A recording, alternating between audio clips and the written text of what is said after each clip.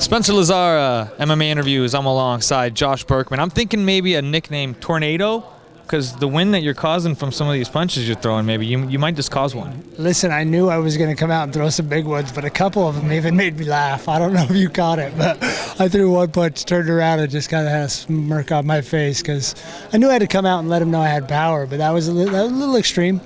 Yeah, talked about the game plan was sort of to let him know that you're there and you're going to be coming in hard to keep him back. Can you talk about that? And did you expect the knockout to come maybe as fast as it did? I always, as you kind of envision the perfect fight, right? And it was fast in the perfect fight. But then I was like, okay, and I'd picture the fight going on from that point. So I picture it, going perfectly how I would want to, which is kind of how it went tonight, and then, I move on from there. So, but yeah, I absolutely pictured getting this knockout. It was almost like a challenge because he'd never been knocked out, which I'm sure he felt that same challenge in facing me. Seems like we were talking about recreating the magic in this place, and it seems like you did it. Do you feel anything? Do you feel anything different when you come here, or did you deny it like you did last year? Yeah, I do. What it does is it gives me that youthful feeling of when I first got out of the Ultimate Fighter. I was getting ready to go to fight Sam Morgan, and it takes me back to that place all the time where it wasn't as serious, and I was just grateful for the opportunity. I've had 5 fights at the Hard Rock. I've only lost one, which was to John Fitch.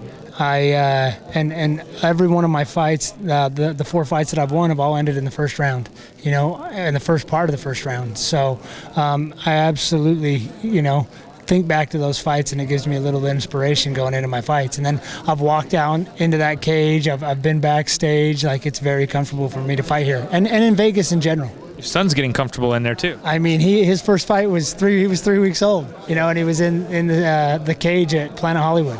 And he's been, this is my 5th fight with these guys, or 4th or 5th, I think.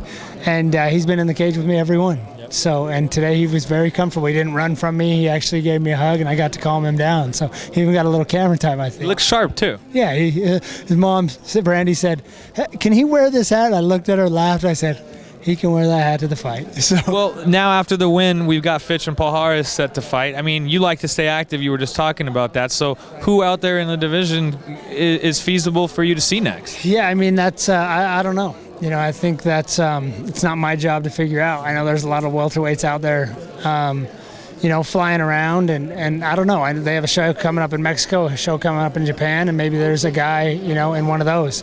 But I'm not in a huge hurry to fight again. I'm gonna make I'm gonna do some negotiating with the World Series of Fighting. I'm gonna put myself in a good position for me and my family, and I'll make the decision from there. So your contract is up, or are you renegotiating a new contract then? My contract is not up, but I fought for less money on this fight card, and because I fought for less money, they broke our promotional agreement. And they were well aware of that, and I was well aware of that. And so I can pretty much do whatever I want right now. And that was a gamble on my part, because if I lost this fight, it put me in an uncertain place in my career. And when going out and winning this fight in the fashion that I did, and them not paying me my full amount and breaking the promotional agreement, that pretty much gives me the opportunity to do whatever I want. So will you be entertaining some offers possibly from the UFC?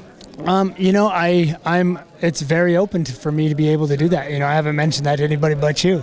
But it's open for me to be able to do whatever I want, and there might be a battle there. If World Series of Fighting corrects the mistake that I feel like they've made with me, then I'll fulfill my contract, which is 1 fight left. And if they don't, then I will. I might look elsewhere. I don't know exactly what that is, and I need to sit down with Ali and the World Series of Fighting and discuss that. But I don't think any fighter would be on. I took less money for this fight so that I could fight, and I did what I said I was going to do, and now I feel like I should be paid full compensation. Can you elaborate at all on what that issue was? Well, I just wanted to be on the fight card, and I said, basically, I didn't say, but I was offered less money. And I took it. So, but in that, it's still we have a promotional agreement, and there's a reason for it, and there's contracts for a reason. And like I said, I'm very happy with the World Series of Fighting. I'm not unhappy with them, but it just, I think that they know they broke the agreement. I knew that they broke it, and hopefully they compensate me for it. And if they don't, then I'll do what's best for. Broke it how? Because you were supposed to have fights so many times in so much amount of time? Yeah, you just get so many fights within so many amount of times. I got a special contract because I got in early, and so I got some things that I was able to put in there. And so I get to fight within so long, you know what I mean? And again, it's not that I'm unhappy, but like I signed a contract. I feel like I've earned the money that's in my contract, and the sport has a business side to it too, and I will play this business. Your stock is definitely rising, sir, and it's warming up. It was a gamble. I gambled on my talent, you know what I mean? And I felt like I would come out and perform tonight, and and now it puts me in a unique place. I like that. I'm a gambling man myself. It's warming up.